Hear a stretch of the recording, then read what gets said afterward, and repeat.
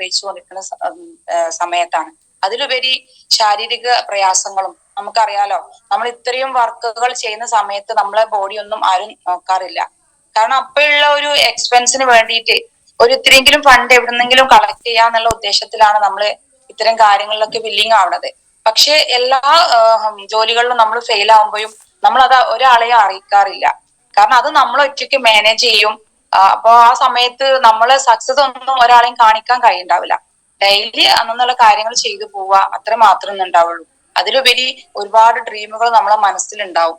പക്ഷെ അതൊന്നും നമുക്ക് ഫുൾഫിൽ ചെയ്യാൻ ഒരിക്കലും സാധിക്കാറില്ല. നമ്മളെ ഏജ് കടന്നു പോവല്ലാതെ, സമയങ്ങൾ കടന്നു പോവല്ലാതെ, നമ്മളെ മക്കളുടെ ആവശ്യങ്ങൾ അല്ലെങ്കിൽ അവരുടെ ഡ്രീംസുകളൊക്കെ നമ്മൾ കേട്ടുകൊണ്ട് സങ്കടം മനസ്സിൽ ഒതുക്കല്ലാതെ നമുക്ക് അതൊന്നും അച്ചീവ് ചെയ്യാൻ സാധിക്കാറില്ല. പക്ഷെ ഈ ഒരു ഓർഗനൈസേഷന്റെ കൂടെ നമ്മുടെ ലീഡേഴ്സിലൂടെ നമ്മൾ മനസ്സിലാക്കി, അതിലുപരി എന്റെ ഗ്രേറ്റ് ലീഡേഴ്സ് വന്ന് എനിക്ക് ഇതിൽ വേണ്ട നിർദ്ദേശങ്ങളും പ്ലാനുകളും ഒക്കെ മനസ്സിലാക്കി തന്ന സമയത്ത് ഒന്ന് ജസ്റ്റ് ചിന്തിച്ചു. ഞാനും എന്റെ ഹസ്ബൻഡും കൂടെ ഇത്രയും വർഷം ചെയ്ത ജോലിയിലൊക്കെ നമ്മൾ ഫെയിൽ ആവല്ലാതെ, വർഷങ്ങൾ കടന്നു പോവല്ലാതെ, ഒരുപാട് എക്സ്പെൻസ് അല്ലാതെ ഒന്നും ഉണ്ടായിട്ടില്ല. അതിലുപരി നമ്മുടെ ആരോഗ്യം വളരെയധികം ഡല്ലായിക്കൊണ്ടിരിക്കണം. അപ്പൊ എന്തുകൊണ്ട് നമുക്കിത് ചെയ്തുകൂടാ എന്ന് ആലോചിച്ചു.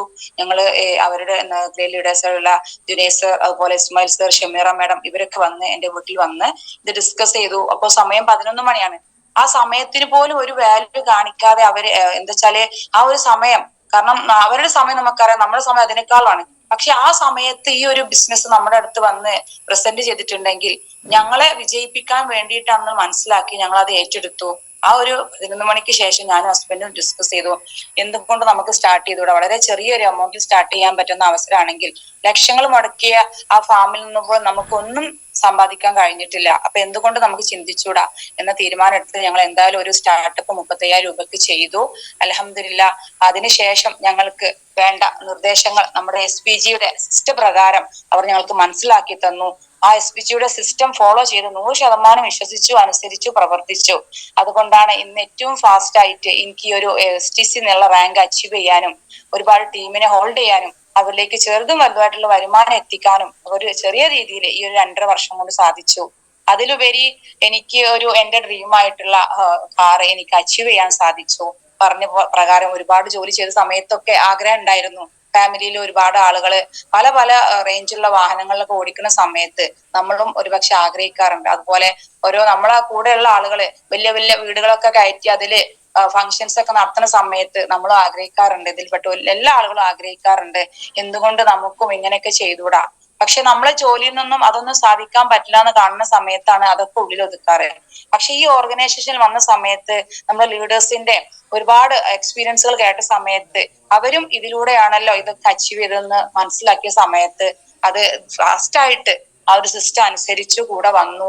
ഏറ്റവും ഫാസ്റ്റ് ആയിട്ട് എനിക്ക് ആ ഒരു ഡ്രീം അച്ചീവ് ചെയ്യാൻ സാധിച്ചു. അതെന്റെ വലിയൊരു ഡ്രീം ആയിരുന്നു. കാരണം സ്കൂട്ടിലെയും മക്കളെയും ഹസ്ബൻഡും ഒന്നിച്ചു പോണ സമയത്തുള്ള പ്രയാസങ്ങൾ നേരിട്ടുകൊണ്ടിരുന്ന ഒരുപാട് സമയങ്ങൾ ഉണ്ടായിട്ടുണ്ട്.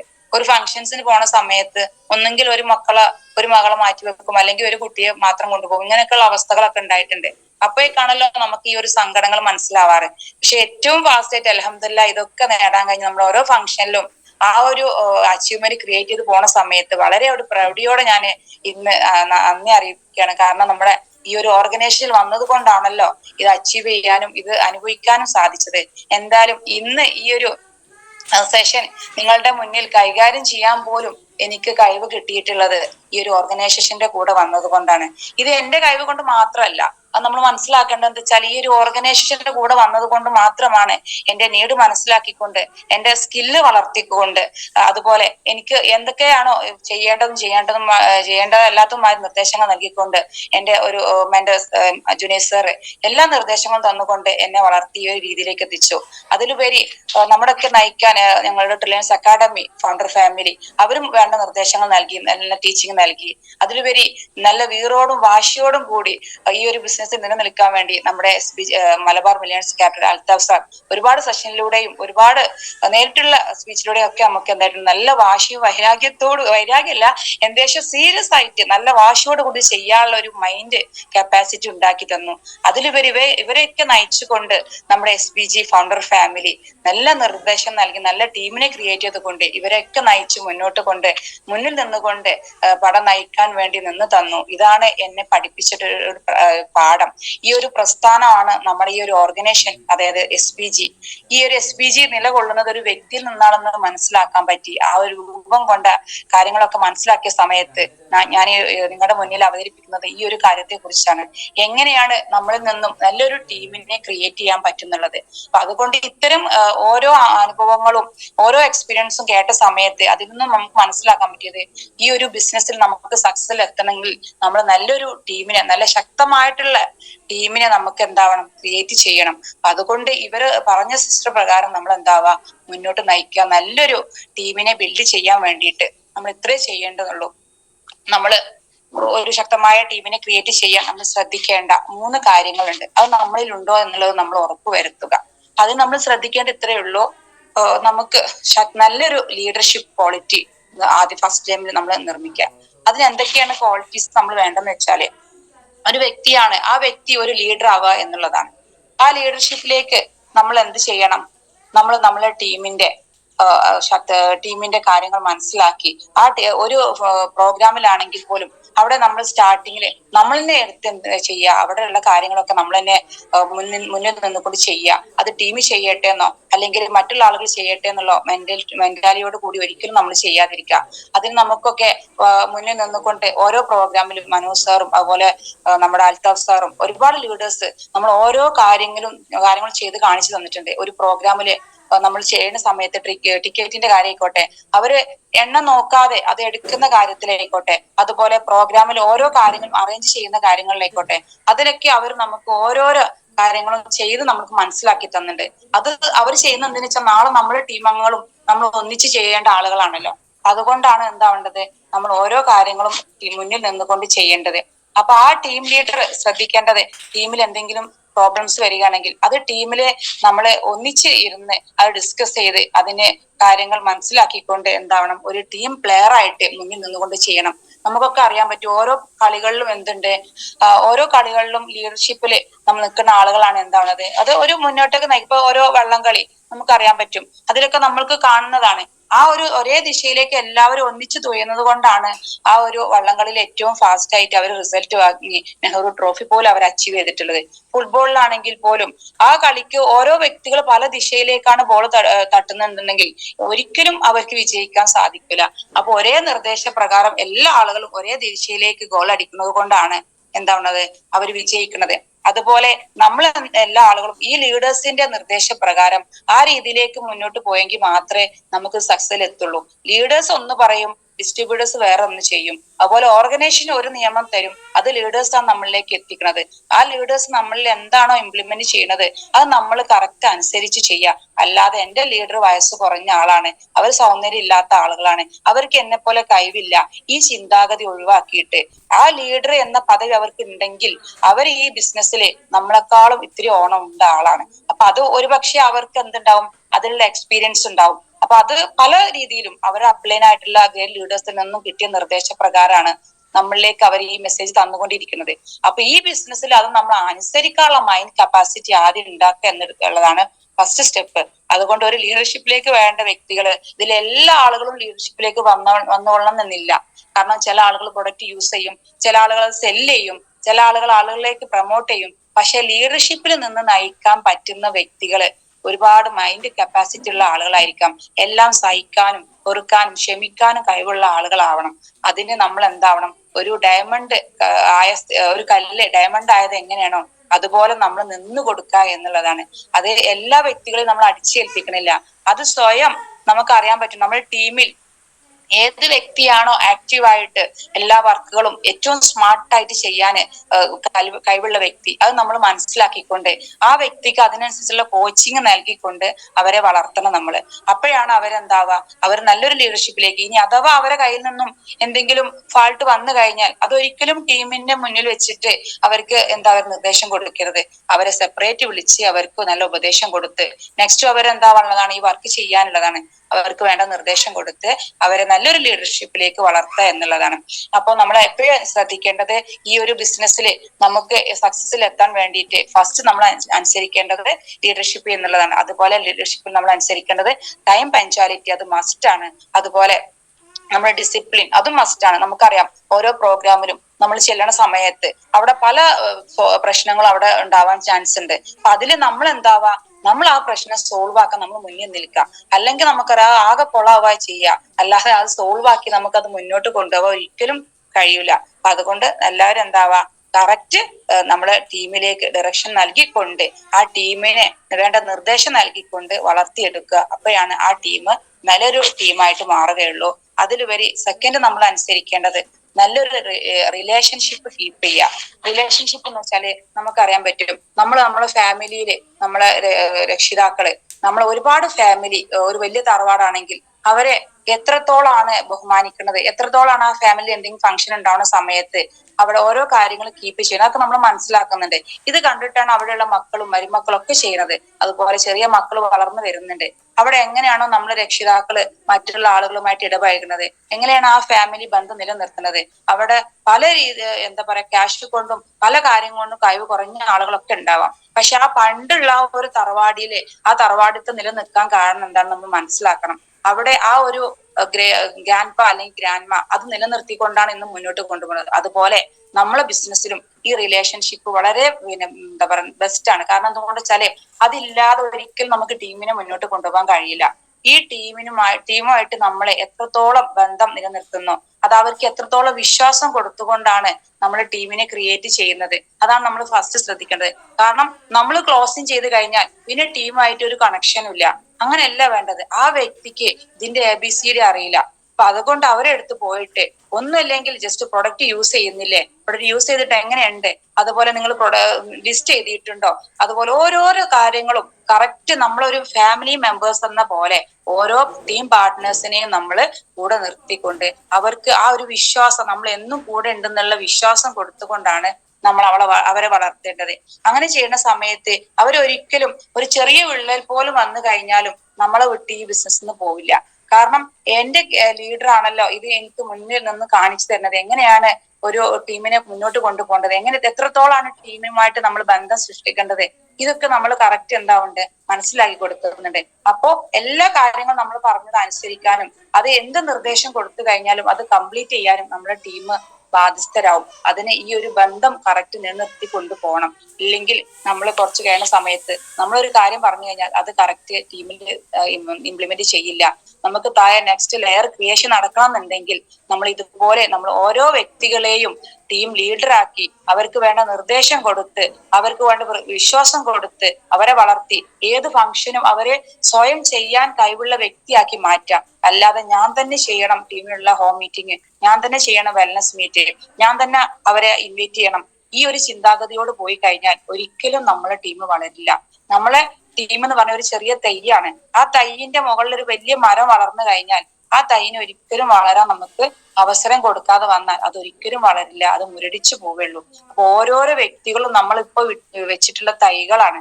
ആ തൈന് വേണ്ട പരിപാലനം കൊടുക്കുക എന്നുള്ളത് അവർക്ക് സഞ്ചരിക്കാനുള്ള വഴി നമ്മൾ കാണിച്ചു കൊടുക്കുക. ഫസ്റ്റ് സ്റ്റെപ്പിൽ അവർക്ക് ഒരു പക്ഷെ സങ്കടം ഉണ്ടാവും, അതുപോലെ ടെൻഷൻ ഉണ്ടാവും, എങ്ങനെ ഇത് ചെയ്യാന്നുള്ളത്. അതിന് നമ്മൾ മുന്നിൽ നിന്നുകൊണ്ട് നമ്മൾ എന്താവാ അതിന് ധൈര്യം കൊടുക്കുക. നിങ്ങൾ ഓരോ കാര്യങ്ങളും സ്റ്റെപ്പ് സ്റ്റെപ്പായിട്ട് അവർക്ക് അവിടെ പബ്ലിഷ് ചെയ്യേണ്ട കാര്യങ്ങൾ മനസ്സിലാക്കി കൊടുക്കുക. ഒരു വെൽനസ് മീറ്റിലാണെങ്കിൽ പോലും അവർക്ക് സംസാരിക്കാനുള്ള ചാൻസ് കൊടുക്കുക.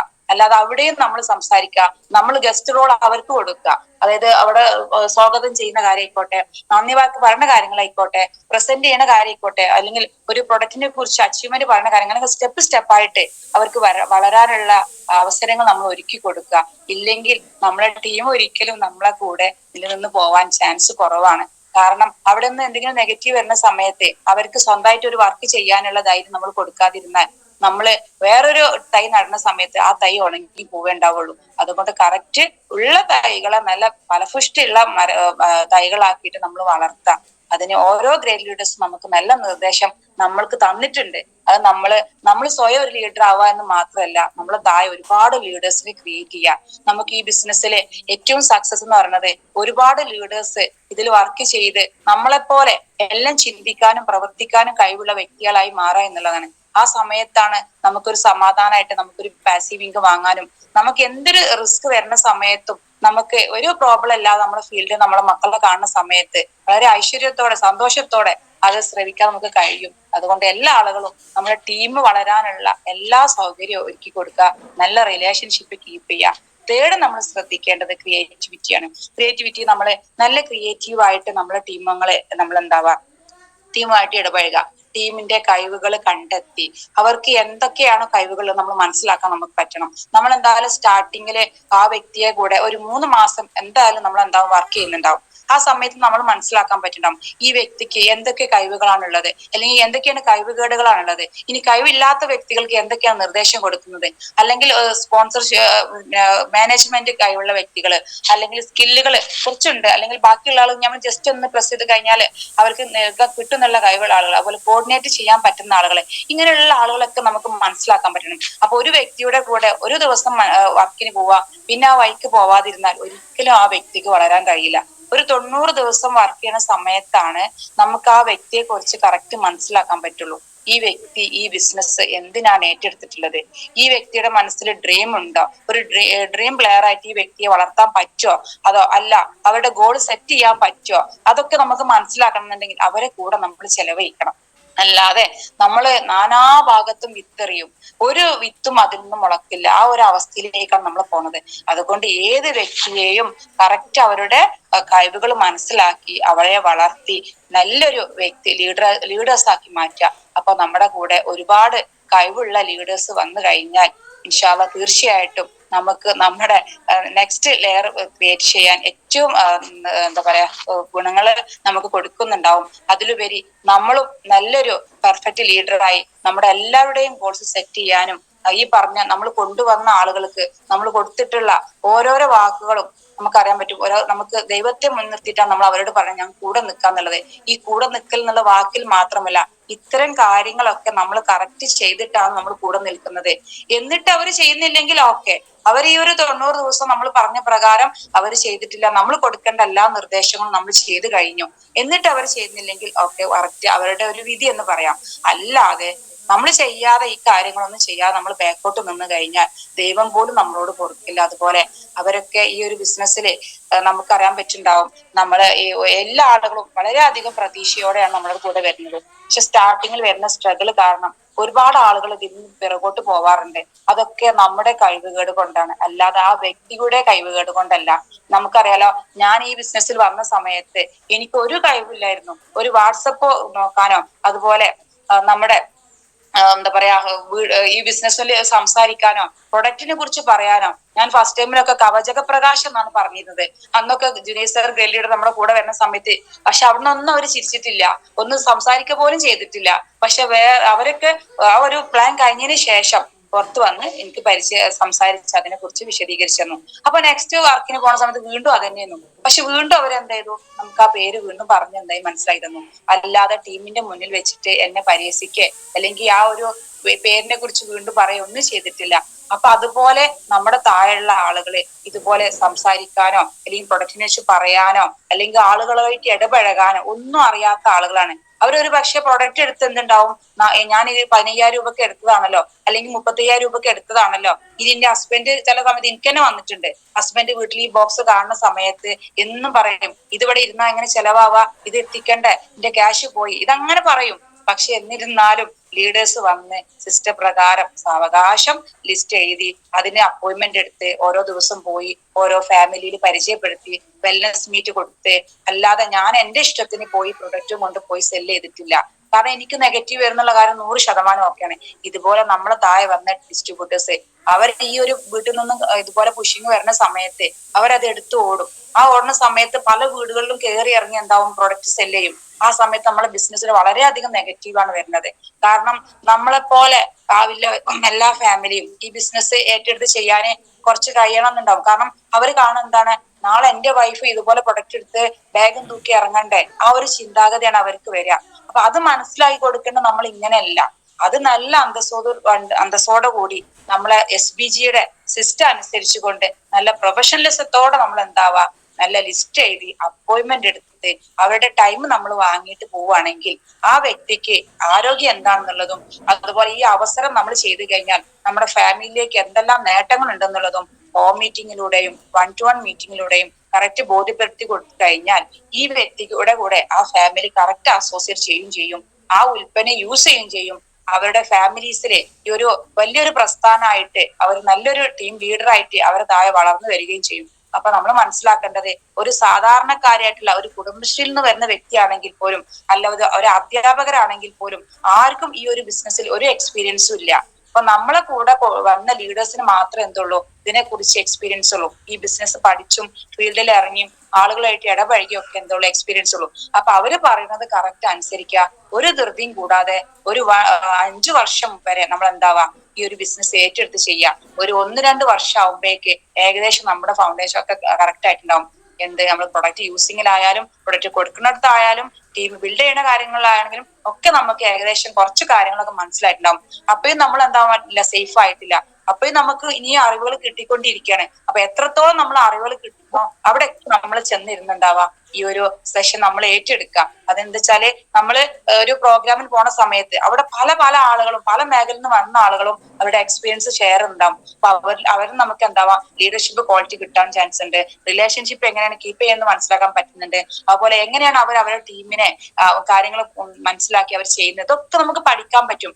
പക്ഷെ ഈ ബിസിനസ്സിൽ പ്രൊഡക്റ്റ് വിറ്റ് നടന്നു കഴിഞ്ഞാൽ നമുക്ക് ഒരിക്കലും ഇതുപോലെ മനസ്സിലാക്കാനോ ഈ ബിസിനസ് മുന്നോട്ട് കൊണ്ടുപോയി സക്സസ് എത്തിക്കാൻ നമുക്ക് സാധിക്കൂല. അതുകൊണ്ടാണ് ഈ ബിസിനസ് തുടങ്ങി വെച്ച് പല ആളുകളും നിർത്തി പോണത്. അതുകൊണ്ട് നമ്മളൊന്നും ഈ ബിസിനസ് നിർത്തി പോകാൻ വന്ന ആളുകളല്ല.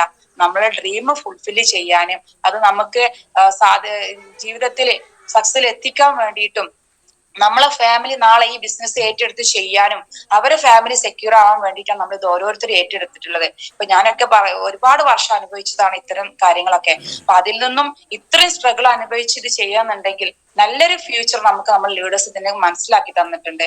അതിനുപരി നമുക്ക് നല്ലൊരു ആരോഗ്യം ഈ ഒരു പ്രൊഡക്റ്റ് യൂസ് ചെയ്യുന്നതുകൊണ്ട് ക്രിയേറ്റ് ചെയ്യാൻ പറ്റിയിട്ടുണ്ട്. ഞാനൊക്കെ 3 വർഷത്തോളായിട്ട് നമ്മളെ മക്കളെയും കൊണ്ട് ഒരു ഹോസ്പിറ്റൽ കേസിന് പോലും പോകുന്നില്ല. അതിന്റെ കാരണം എന്താണ്? ഒരു വർക്കിന് പോണ സമയത്ത് ഒരു അസുഖം പറഞ്ഞ് എക്സ്ക്യൂസ് പറയണില്ല.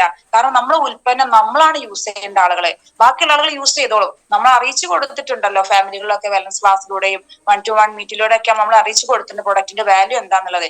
അവരെ ഉപയോഗിച്ചോളും, നമ്മൾ കൊണ്ടു കൊടുക്കേണ്ട ആവശ്യമില്ല. ഔട്ട്ലെറ്റുകൾ നമുക്ക് കമ്പനി ഓരോരോ 10 മീറ്റർ അകലത്തിൽ നമുക്ക് കൊണ്ടുവന്നിട്ടുണ്ട്.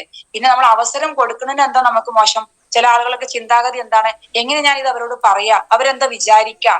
നമുക്ക് ഇതിന്റെ വാല്യൂ മനസ്സിലാവാത്തത് കൊണ്ടാണ് നമ്മൾ ഇത് അവർക്ക് പറയാൻ ഭയം തോന്നുന്നത്. അപ്പൊ നമ്മൾ യൂസ് ചെയ്ത് ഇതിന്റെ റിസൾട്ടും അതുപോലെ നമുക്ക് ഈ ബിസിനസ്സിനുള്ള വരുമാനം മാനേജ്മെന്റിന്റെ പവറും എല്ലാം നമുക്ക് വിശ്വാസം വന്നു കഴിഞ്ഞാൽ ഒരു ഭയം ഉണ്ടാവില്ല നമുക്ക് ഒരാളടുത്തും പറയാന്. റോഡിൽ പോകുന്ന സമയത്ത് ഒരു വ്യക്തിയെ കാണുന്ന സമയത്ത് അല്ലെങ്കിൽ വലിയ വലിയ ഉദ്യോഗസ്ഥരെ കാണുന്ന സമയത്ത് അവിടെ ഒന്നും നമുക്ക് നല്ല തന്റേടത്തോടെ സംസാരിക്കാൻ പറ്റുന്നുണ്ടെങ്കിൽ നമ്മൾ യൂസ് ചെയ്യുക, പ്രവർത്തിക്കുക, അത് അനുഭവിച്ചറിയുക എങ്കിൽ മാത്രമേ നമുക്ക് എന്താ പറ്റുള്ളൂ, ഇത് ഗഡ്സോടെ പറയാൻ പറ്റുള്ളൂ. അതിന് ചിലപ്പോ നമുക്ക് എന്താ വേണ്ടി വരും, 1-2 വർഷം എടുക്കേണ്ടി വരും. എന്നിരുന്നാൽ നമുക്ക് ടെൻഷൻ ഇല്ല. നമ്മൾ എത്രയോ വർഷം നമ്മളെ ജീവിതത്തിൽ ചെലവഴിച്ചിട്ടുണ്ട്. എവിടെയെങ്കിലും നമ്മൾ എത്തിയിട്ടുണ്ടോ? ഒരുപാട് കടങ്ങളും ഒരുപാട് ടെൻഷനുകളും ഒരുപാട് പ്രയാസങ്ങളും നമ്മൾ നേരിട്ടിട്ടുള്ളൂ. എന്തുകൊണ്ട് നമ്മൾക്ക് മൈ ലൈഫിൽ മാത്രം ഇത്ര വർഷങ്ങൾ ചെലവഴിച്ചുകൂടാ? അപ്പൊ നമുക്ക് ക്ഷമ വേണം ഈ ഒരു ബിസിനസ്സില്. അപ്പൊ എല്ലാവരും എന്താവാ ഈ ബിസിനസ് ഏറ്റെടുത്ത് ഈ പറഞ്ഞ പ്രകാരം നമ്മളിൽ എന്തെല്ലാമാണോ ക്രിയേറ്റ് ചെയ്യേണ്ടത് അത് കറക്റ്റ് നമ്മൾ മാറ്റിയെടുത്ത് നമ്മൾ നല്ല ലീഡർഷിപ്പിലേക്ക് വന്ന് നമ്മളെ ടീമിനെ കോർഡിനേറ്റ് ചെയ്ത് വലിയൊരു പ്രസ്ഥാനമായിട്ട് നമ്മളെ മനോജ് സർ കാണിച്ചു തന്ന അതേ പാതയിൽ നമ്മൾ എന്താവാ ഈ ബിസിനസ് മുന്നോട്ട് കൊണ്ടുപോവുക. ഒരുപാട് അച്ചീവ്മെന്റുകൾ ക്രിയേറ്റ് ചെയ്ത് നമ്മുടെ ടീമിന് ഒരു മാതൃകയാവുക. നമ്മൾ എന്നും ഒരു ഡിസ്ട്രിബ്യൂട്ടറായി നിൽക്കാതെ ഫാസ്റ്റ് ആയിട്ട് വേഗം എന്താവാ ഓരോ റാങ്ക് അച്ചീവ് ചെയ്ത് നല്ല എന്താ പറയാ വരുമാനങ്ങളിലേക്കും അതുപോലെ നല്ല എന്താ പറയാ കാറുകളിലേക്കും നമ്മളെ ഫാമിലിയിലെ അതുപോലെ നല്ലൊരു ബ്രാൻഡ് നമ്മൾ ക്രിയേറ്റ് ചെയ്യുക. ഇതാണ് നമ്മൾ ഈ ബിസിനസ് കൊണ്ട് ഉദ്ദേശിക്കുന്നത്. അല്ലാതെ എന്നും പ്രൊഡക്റ്റ് എടുത്ത് നിൽക്കാതെ ഒരാൾ എന്താവരുത് ഈ ബിസിനസ്സിൽ നിന്നും നെഗറ്റീവ് മൈൻഡ് മറ്റുള്ള ആളുകളിൽ നിന്നും ഏറ്റെടുക്കരുത്. ഇൻഷാ അല്ലാഹ് ഇന്ന് ഞാനൊക്കെ വളരെയധികം അഭിനന്ദനത്തോടെ നമ്മളെ ഫാമിലിയിൽ നിന്നും ഒരുപാട് കാര്യങ്ങൾ കേട്ട് കഴിഞ്ഞു. ഇപ്പോ ഞാനൊക്കെ ഒരു 3 വർഷം ഒരു ഫംഗ്ഷൻസും അറ്റൻഡ് ചെയ്യാതിരുന്ന സമയത്ത് ഇപ്പൊ ഈ കഴിഞ്ഞ വീക്കില് നല്ലൊരു അച്ചീവ്മെന്റോട് കൂടി എനിക്ക് എന്റെ വാഹനത്തില് എന്നൊക്കെ നെഗറ്റീവ് അടിച്ച എന്റെ ഫാമിലിയിൽ എന്റെ മരുന്ന് കച്ചവടം നടത്തരുത് പറഞ്ഞ എന്റെ ഹസ്ബൻഡിന്റെ ഫാമിലി പോലും ഉണ്ടായിരുന്നു. അവരൊക്കെ എന്റെ കൂടെ വന്നു, വളരെയധികം സന്തോഷമായി. എന്റെ കാറിൽ അവരെന്തായിരുന്നു ഈ പ്രൊഡക്റ്റ് വിറ്റ് ഈ പ്രൊഡക്റ്റ് ആളുകളിലേക്ക് എത്തിച്ച് ഈ പ്രൊഡക്റ്റിന്റെ വാല്യൂ മനസ്സിലാക്കി കൊടുത്ത ഫാമിലി അവരിൽ നിന്നും എനിക്ക് കിട്ടിയ ഈ ഒരു അച്ചീവ്മെന്റ് ആണ് ഈ ഒരു കാറിൽ സഞ്ചരിക്കുക എന്നുള്ളത്. അത് അവരും കൂടി ഈ ഒരു ബിസിനസ്സിൽ കിട്ടിയ അച്ചീവ്മെന്റില് എന്റെ കൂടെ സഞ്ചരിക്കാൻ അവർക്ക് സാധിച്ചു. അപ്പൊ അന്ന് അവര് സംസാരിച്ചത് എന്താന്ന് വെച്ചാല് അവരെ സാഹചര്യമായിരുന്നു, അല്ലാതെ നമ്മോടുള്ള വെറുപ്പല്ല. പക്ഷെ ഞാൻ അവർക്ക് തിരിച്ച് അവരോട് ദേഷ്യം കാണിച്ചിട്ടില്ല. അവര് പറഞ്ഞ സമയത്ത് കൂടെ വന്നോളൂ എന്നാ പറഞ്ഞത്. അപ്പൊ നമ്മൾക്ക് അവരോടുള്ള ആ ഒരു എന്താ പറയാ തിരിച്ചു മറുപടി കൊടുത്തത് എങ്ങനെയാണ്, നമ്മുടെ കൂടെ അവരെ കൊണ്ടുപോവുക ചെയ്ത്. അപ്പൊ നിങ്ങളൊക്കെ മനസ്സിലാക്കേണ്ടത്, നിങ്ങളെ ബെസ്റ്റ് ഫ്രണ്ട് ഒരു പക്ഷേ ഈ ബിസിനസ് പറയുന്ന സമയത്ത് പ്രൊഡക്റ്റ് പോലും വാങ്ങിയിട്ടുണ്ടാവില്ല, അല്ലെങ്കിൽ അവർ കേൾക്കാൻ പോലും നിന്നിട്ടുണ്ടാവില്ല. ഒരു പ്രാവശ്യം പോയിട്ടുണ്ടാവും, സെക്കൻഡ് ടൈമിൽ അവർ ഇങ്ങോട്ട് വരണ്ടാന്ന് പറഞ്ഞിട്ടുണ്ടാവും, അല്ലെങ്കിൽ നമ്പർ ബ്ലോക്ക് ചെയ്തിട്ടുണ്ടാവും. എങ്കിലും നമ്മൾ എന്താവാ അത് കുറിച്ചിടുക. ഇൻഷാ അല്ലാഹ് അവര് വന്നോളും. എന്തായാലും ഇപ്പോഴുള്ള സാഹചര്യം കാരണമാവും അവർ അങ്ങനെ പറഞ്ഞത്. അതാണ് മനസ്സിലേക്ക് കൊണ്ടുവരേണ്ടത്. പിന്നീട് അവരത് യൂസ് ചെയ്തോ അല്ലെങ്കിൽ അവരത് അനുഭവിച്ചോ, എന്തായാലും അവർ നമ്മുടെ കൂടെ വന്നോളും. അതിനെന്താവണം, നമ്മളെ ഉദ്ദേശം കറക്റ്റ് ആവണം, നമ്മളെ ലക്ഷ്യം കറക്റ്റ് ആവണം, നമ്മളെ ഡ്രീം കറക്റ്റ് ആവണം. എങ്കിലേ നമുക്ക് എന്താൻ പറ്റുള്ളൂ, ഇത് കറക്റ്റ് നമ്മളെ മൈൻഡിലേക്ക് കൊണ്ടുവരാൻ പറ്റുള്ളൂ. അതുപോലെ നിങ്ങൾ ശ്രദ്ധിക്കേണ്ടത്, ഇപ്പോ എന്റെ ഫാമിലിയിലൊക്കെ ഒരുപാട് ആളുകൾ ഈ പ്രൊഡക്റ്റ് യൂസ് ചെയ്യാതിരുന്നിട്ടുണ്ട്. അന്ന് ഈ പ്രൊഡക്റ്റിന്റെ റേറ്റിനെ കുറിച്ച് പറഞ്ഞ് അവരെന്ത് പറഞ്ഞിട്ടുണ്ട്, കുഞ്ഞാമ്മ നിങ്ങളുടെ കമ്പനിയോട് നിങ്ങൾക്ക് ഈ പ്രൊഡക്റ്റിനെ കുറിച്ചൊന്ന് സംസാരിച്ചൂടെ, ഞങ്ങൾ സാധാരണക്കാർക്ക് എങ്ങനെ ഇത് യൂസ് ചെയ്യാൻ പറ്റുക എന്നുള്ളത്. അങ്ങനെ ഒരുപാട് തർക്കിച്ച ആളുകളുണ്ട്. അന്ന് ഞാൻ പറഞ്ഞത്, സാധാരണക്കാർ ഇന്ന് ഹൈ ലെവൽ റേറ്റുള്ള ഡ്രസ്സ് വാങ്ങിക്കുന്നുണ്ട്, അല്ലെങ്കിൽ നല്ല ഓരോ ദിവസവും വീട്ടിലേക്ക് മന്തിയും അതും വാങ്ങിക്കുന്നുണ്ട്. അവർക്ക് എന്താ റേറ്റ് വിഷയല്ലേ? അന്ന് പറഞ്ഞ ആ വ്യക്തി ഇന്ന് അവരുടെ മക്കൾക്ക് നമ്മളെ പ്രൊഡക്റ്റ് അല്ലാതെ വേറെ കൊടുക്കുന്നില്ല. അപ്പൊ അതൊക്കെ നമുക്ക് വലിയൊരു അച്ചീവ്മെന്റ് ആണ്. കാരണം അന്ന് അവർ സംസാരിച്ചത് ഈ പ്രൊഡക്റ്റിന്റെ ക്വാളിറ്റി മനസ്സിലാക്കാതെയായിരുന്നു. ഇന്ന് അവർക്ക് ആ പ്രൊഡക്റ്റിന്റെ റേറ്റ് ഒരു വിഷയമല്ല. അപ്പൊ അതുകൊണ്ട് ഓരോ വ്യക്തികളും നമ്മളെ ഇന്ന് ഈ വർക്ക് ചെയ്യുന്ന സമയത്ത് പല ആളുകളെയും നമ്മൾ സന്ദർശിക്കുന്നുണ്ടാവാം, പല ആളുകളും നമ്മളെ നെഗറ്റീവ് അടിച്ചിട്ടുണ്ടാവാം. അതൊന്നും മനസ്സിൽ വെക്കാതെ അതൊക്കെ നമ്മൾ അക്സെപ്റ്റ് ആയിട്ട് നമ്മൾ കൂട്ടേണ്ടതാണ്. അപ്പൊ അതുകൊണ്ട് ഇനി കൂടുതലായിട്ട് ഒന്നും പറയണില്ല. നമ്മൾ കൊണ്ടുവന്ന വ്യക്തികളെ വിജയിപ്പിച്ച് അവരെ നല്ലൊരു രീതിയിലേക്ക് അവരെ കൂടെ നിന്നുകൊണ്ട് നമ്മൾ മുന്നിൽ നിന്ന് വർക്ക് ചെയ്തുകൊണ്ട് നല്ലൊരു സക്സസ് എത്തിക്കുക.